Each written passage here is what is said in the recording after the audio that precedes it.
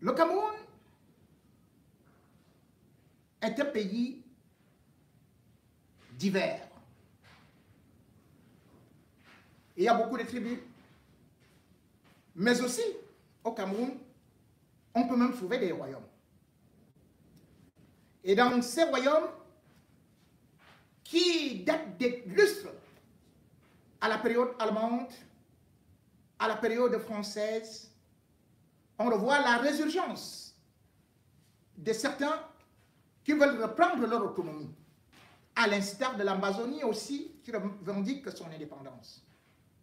Aussi, a-t-on vu dans le royaume Bamoun une cérémonie qui trahit les lois de la République, où on voit le jeune sultan Nabil Bongo Dioya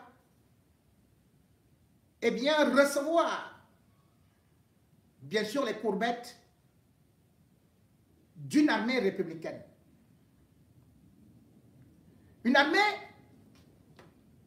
qui malheureusement ne regroupait que des ressortissants du Noun.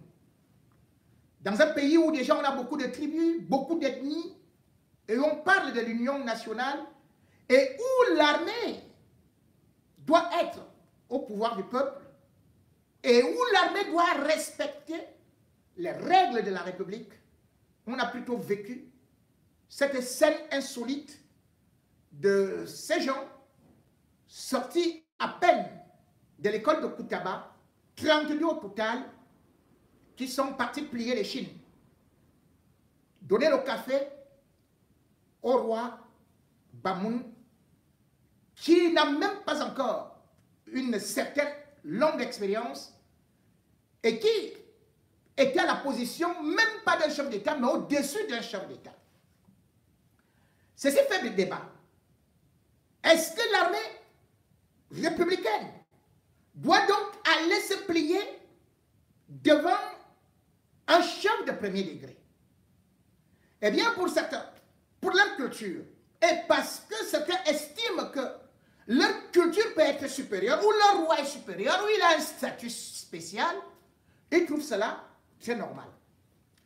La République du Cameroun a donc réussi à réagir par le truchement du ministre délégué à la Défense, à la présidence de la République, pour condamner justement ce comportement anti-républicain.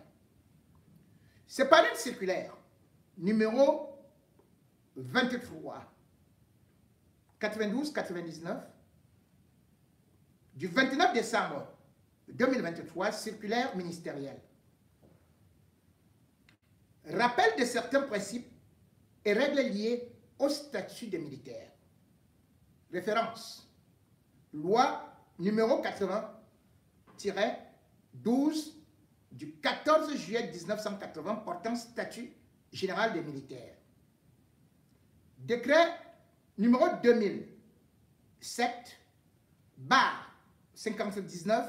199 plutôt, du 7 juillet 2007 portant règlement de discipline générale dans les forces armées de défense.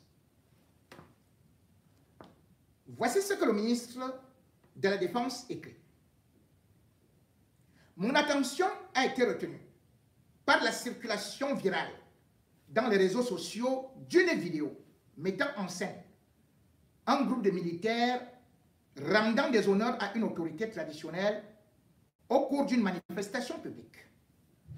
Les intéressés ont solennellement exprimé leur allégeance à la dite autorité à travers l'un de leurs camarades constitué chef de leur pseudo-section, lequel a solennellement déclamé un discours enflammé et engagé qui a provoqué stupéfaction et indignation à travers le pays.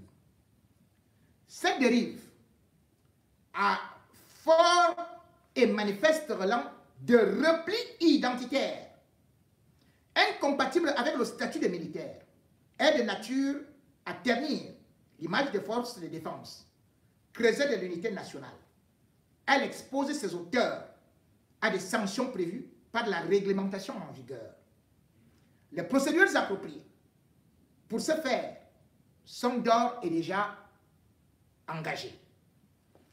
Pour éviter la survenance de nouveaux cas similaires, je prescris aux autorités militaires, à tous les échelons de commandement, d'instruire étroitement leur personnel sur le cérémonial et la politesse militaire et de prendre immédiatement et énergiquement les mesures qui s'imposent lorsque les déviances ou défiances sont constatées.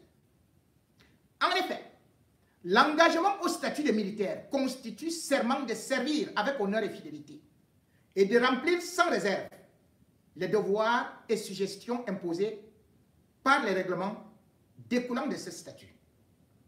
En outre, de par l'obligation de réserve à laquelle sont astreints les agents publics, civils et militaires, il est formellement interdit d'user de son statut ou de sa fonction comme instrument d'action ou de propagande, ou de poser des actes, faire des déclarations de nature à faire douter du loyalisme envers les institutions de la République et de la neutralité dans l'accomplissement des services, dans l'accomplissement de ses devoirs au service de l'État.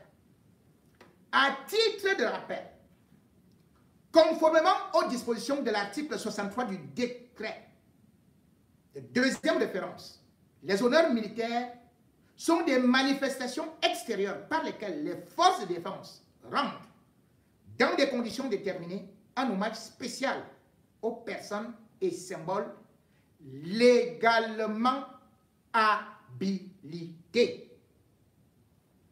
L'article 66 du dit décret stipule clairement qu'outre le chef de l'État, le chef des forces armées, seul le ministre chargé de la Défense, chargé de la gendarmerie, le secrétaire d'État auprès du ministre de la Défense, chargé des anciens combattants et victimes de guerre, le chef d'état-major des armées, le secrétaire général du ministère de la Défense, les officiers généraux des différentes armées ont droit à des honneurs militaires particuliers.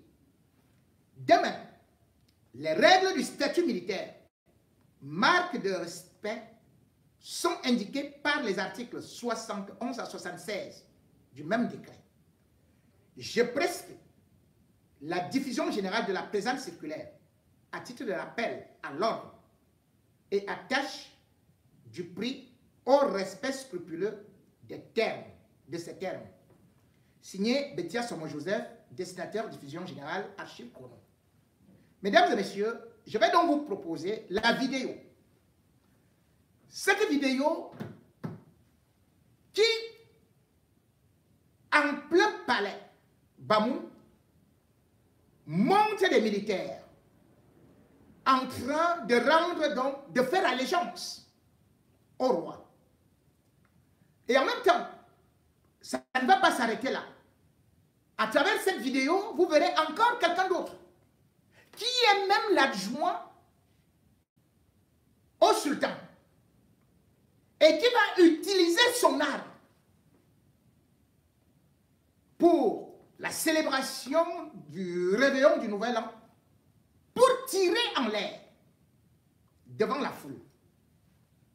Ces comportements sont dangereux, anti-républicains. Mesdames et messieurs, vous allez donc voir cette vidéo. La vidéo qui fait problème. Et nous allons revenir pour pouvoir l'analyser, pour pouvoir discuter.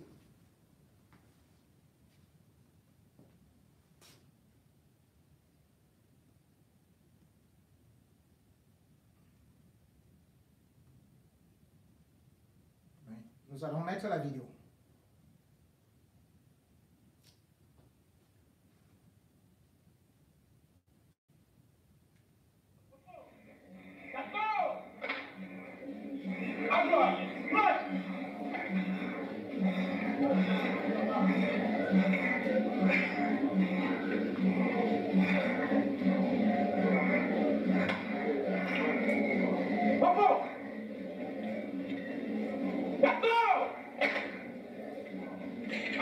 accompagnement.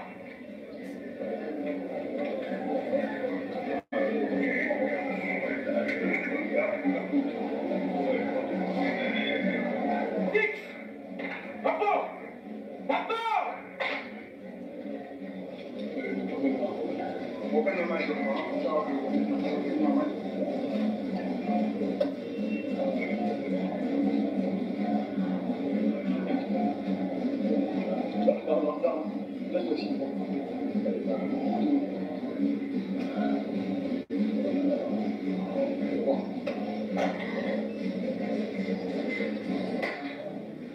Sixième promotion des élèves sous-officiers, assemblée.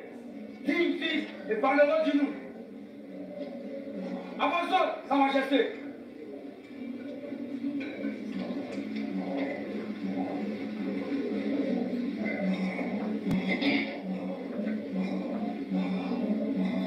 Le sultan roi de Mahmoud, Sa Majesté Forifoum Bombe, Joya Nabi, garant de la culture et de la tradition du peuple Mahmoud. Je prends la parole en ce jour du 23 décembre 2023 au nom des 32 dignes fils du Noun en formation depuis le 3 juin 2023 à Koutaba, au centre d'instruction des élèves sous-officiers, tout en mode confondu. Nous nous vantons d'être la première promotion à avoir dépassé le quota des 30 ressortissants du département du Noun. Donc, 21 armée, service général. 1. Armée, option santé militaire. 09. Gendarmerie, service général. Et 1. Gendarme, option santé. Je ne saurais continuer mon propos sans remercier grandement le bon Dieu que nous avons accordé non seulement la santé et la force nécessaires pour braver toutes les obstacles et les épreuves militaires ayant conduit notre formation jusqu'ici, mais aussi et surtout le privilège de se faire former dans notre département d'origine. En effet, nous représentons le 3% de l'effectif total des élèves sous-officiers du contingent 2022. Ça alors. Pour revoir cette fréquence à la hausse et ainsi valoriser le peuple. Il demande la hausse hein, dans ce domaine, nous comptons développer des moyens de conscientisation de la jeune génération ainsi que d'encouragement de manière à ce qu'elle embrasse le métier des armes vu le contexte sécuritaire actuel. Donc il demande au chef des armées. Donc voilà. Donc Mamdié. Contre les conflits armés incombe à tous. Nous proposons par la suite l'intégration des bienfaits des métiers des armes dans les prochains discours royaux. Voilà.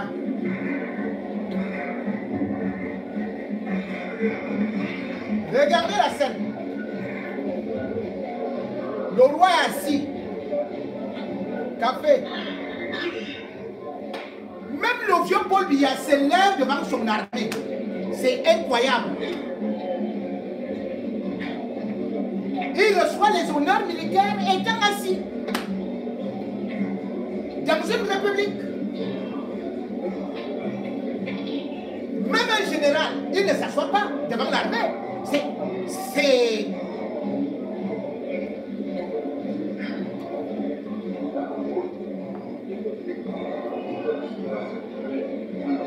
Voilà une armée.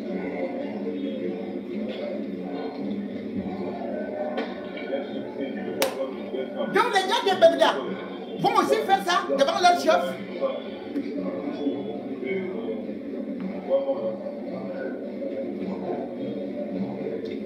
Voilà.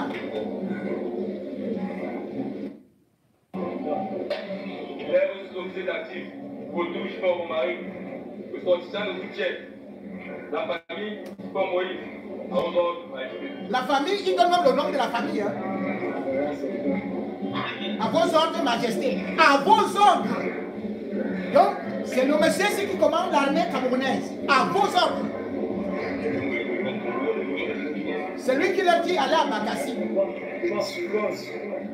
Allez au nord-ouest. Voilà donc je regarde même sa démarche. as même fait comment pour entrer dans l'armée?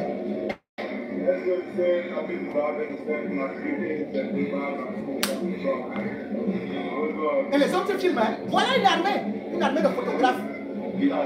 C'est quelle formation ça? Il donne son village. Voilà. Le pays, c'est... Regardez l'autre. Hein? Il baisse la tête, même Dieu.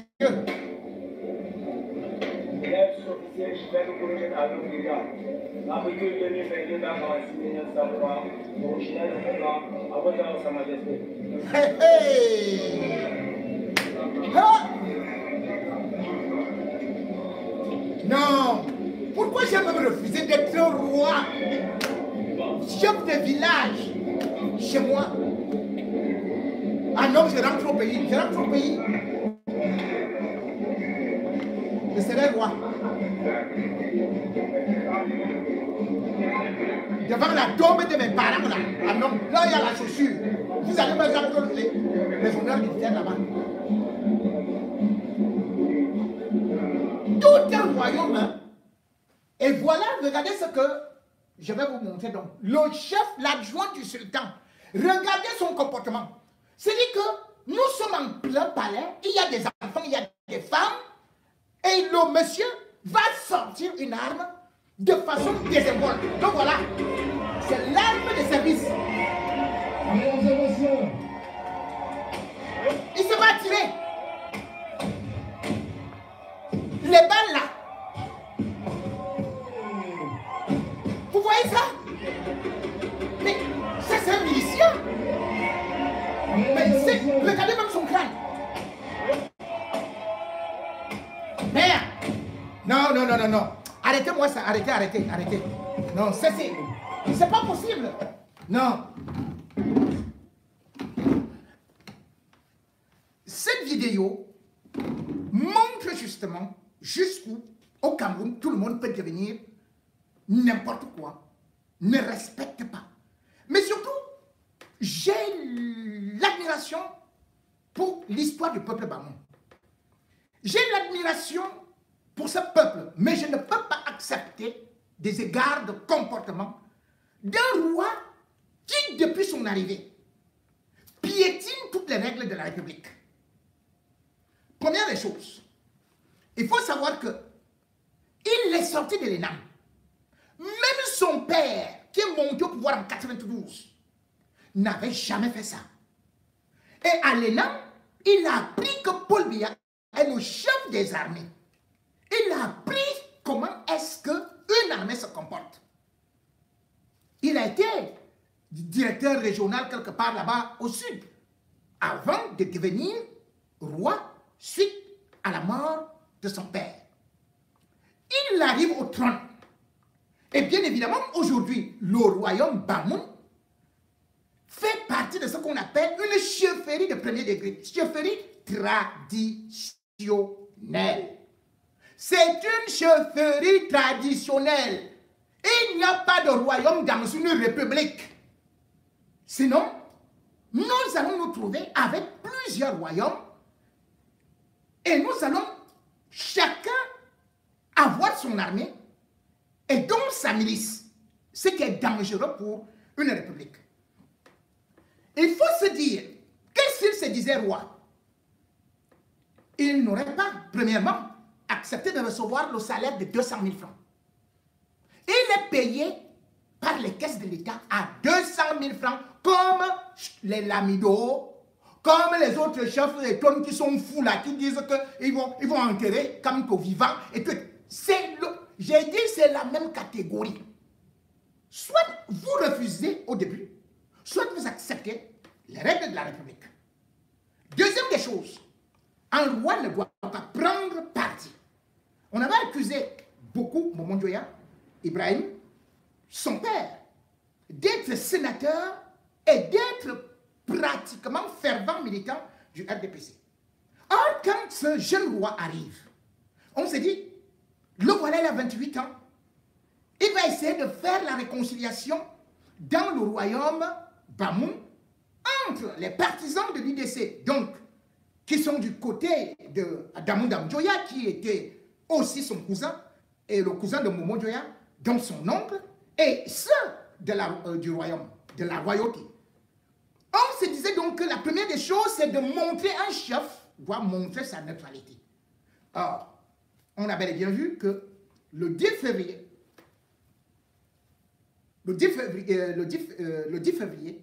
il avait reçu déjà un côté. 10 février 2022, il reçoit un côté. Un côté qui vient lui donner des instructions d'adhérer au RDPC, ou plutôt d'encourager le RDPC. Et c'est ce qu'il va faire effectivement le 25 février, où des unités du RDPC seront installées en plein palais avec les habits de Biya, les attributs de Biya, et se filme avec eux. Donc, il a déjà un parti pris. Puisque les autres, par exemple, leur parti, c'est l'UDC. Donc, ils sont de l'opposition. Vous ne pouvez pas unir des gens en prenant déjà parti. Ce qui faisait déjà un problème au temps de son père. Mais ça ne peut pas s'arrêter là. Parce que l'un des premiers actes anti-républicains qu'il va poser, c'est que justement, il va se lever, il va laisser sa milice privée aller attraper. Vous vous rendez compte? Le sous-préfet, non, le commissaire et le commandant de Malampoint, c'est-à-dire que l'un des arrondissements du département du Nord. Sa milice va arriver là-bas. On va les attraper, dont les représentants du chef de l'État. On va les porter sur des motos, les ramener jusqu'au palais, les humilier. Finalement, mal à l'aise, il va essayer d'éteindre ce feu-là en les ramenant dans sa voiture. Je me suis tué. Je n'ai pas voulu en parler. Je me suis dit, c'est peut-être des erreurs de jeunesse. Il va s'améliorer. Plus tard, on a constaté qu'il a érigé une statue à l'entrée du département. Or, vous savez que pour faire des travaux, ou même des statues, dans un département, même à Yaoundé, il faut l'autorisation du maire. Ce n'est pas parce qu'on est roi, qu'on est au-dessus du maire, qu'on ne peut pas consulter le maire.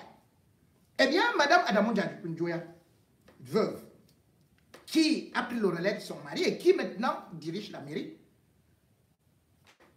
a demandé qu'on aille déplacer cela. Le jeune roi a envoyé une milice. La milice non seulement est partie réinstaller sa statue, c'est-à-dire que c'est la statue de Paul Biya qu'on voit comme. Voilà la statue du jeune roi qui se retrouve à l'entrée de ce qu'il appelle le royaume Baboun. Et ils ont menacé d'aller incendier la maison de Madame Adamou Dam-Djoya. J'ai commencé à m'inquiéter de cette dérive autoritaire et même c'est de hors la loi. On en était encore là. Qu'on va vivre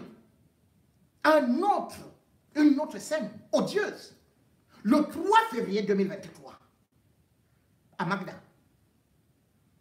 Le roi est en visite là-bas à Magda. Il va trouver un autre chef traditionnel qui est beaucoup plus âgé que lui, qui est respectueux, mais qui, en l'accueillant, va dire « Mon cher fils ». Bien évidemment, par rapport à l'âge, celui-là peut être son fils, et même son fils. Mais à peine avait-il dit ça. Il est dans son lieu de compétence. Il est le roi des Tikars. La milice de Nabil l'a déshabillé, a enlevé la couronne, a saccagé saccagé son palais, a brûlé son véhicule, a pillé les boutiques, jusqu'à couper le câble du bac où on traverse le Nil.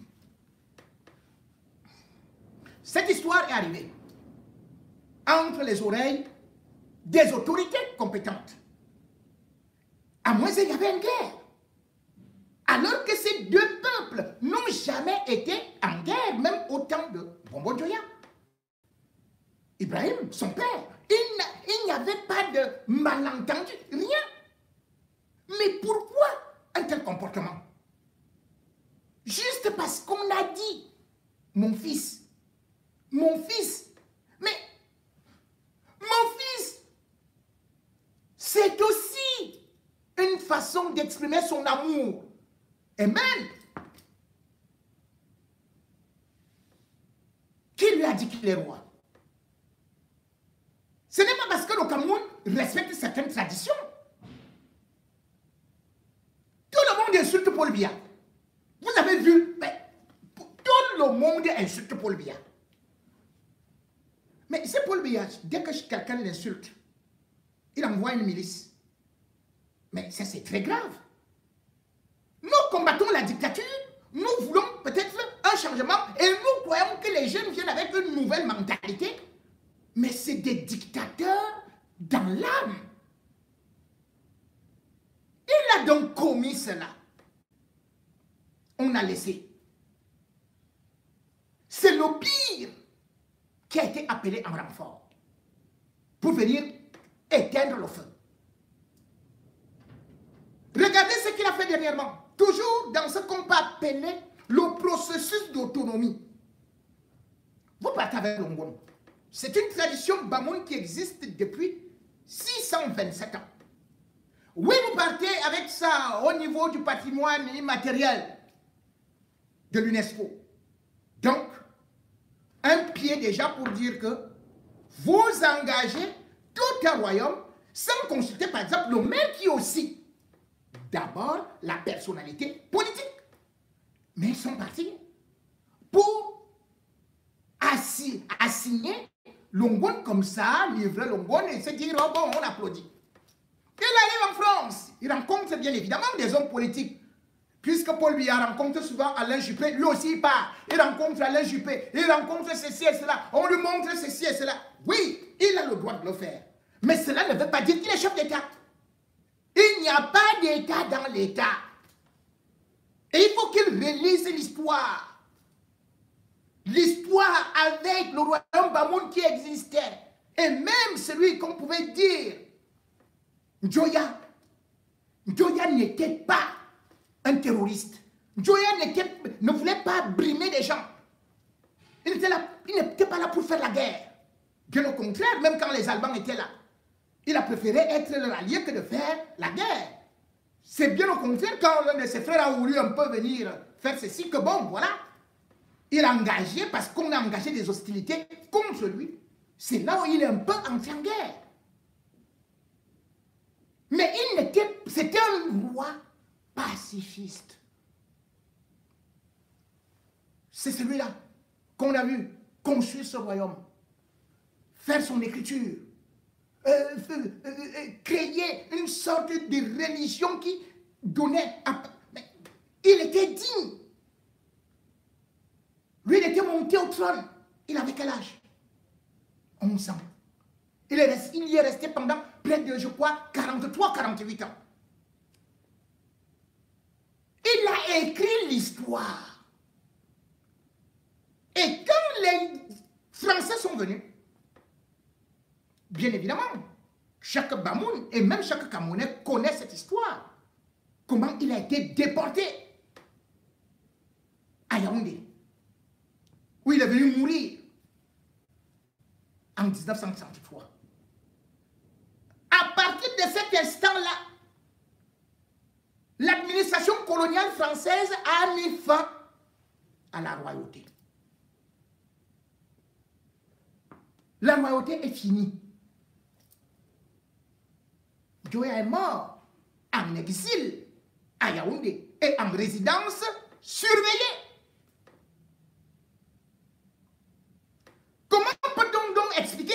dire que celui-ci ne connaît plus l'histoire de son royaume qu'il dirige et que même à côté de lui, que les gens disent quand même qu'il a des pulsions fascistoïdes, de domination incroyables.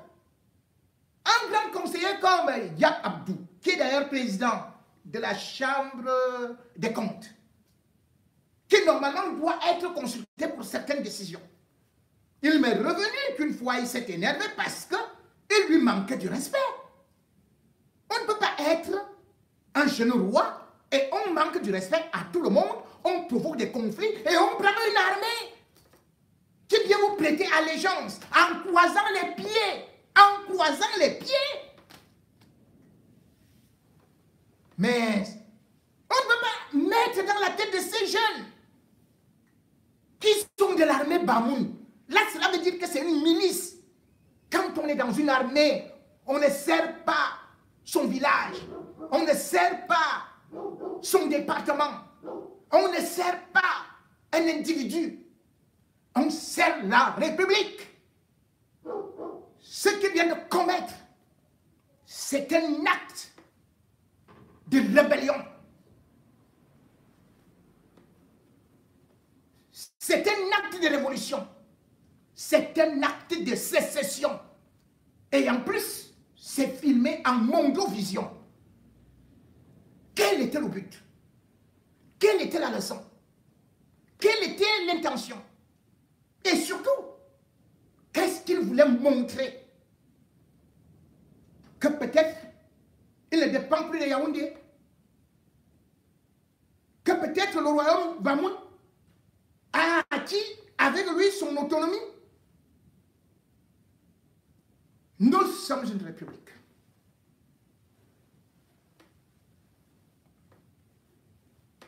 Même ses partisans doivent comprendre cela. On ne peut pas dresser des gens contre, ou bien on ne peut pas créer une armée dans l'armée. On ne peut pas créer un État dans l'État. Ce n'est pas possible. Sinon, chaque lamido aura son armée. Mince. Amoubelinga, les hommes là aura aussi son armée.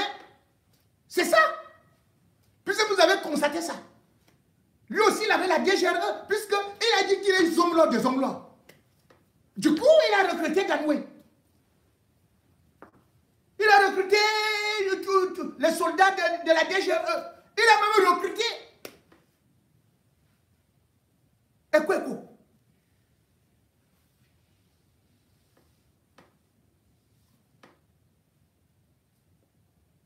Si chacun a des moyens, ou bien crée petit son emploi et il devient roi, cela veut dire qu'on est tout simplement hors la loi. Ou alors, c'est qu'on est en train de préparer un coup d'État.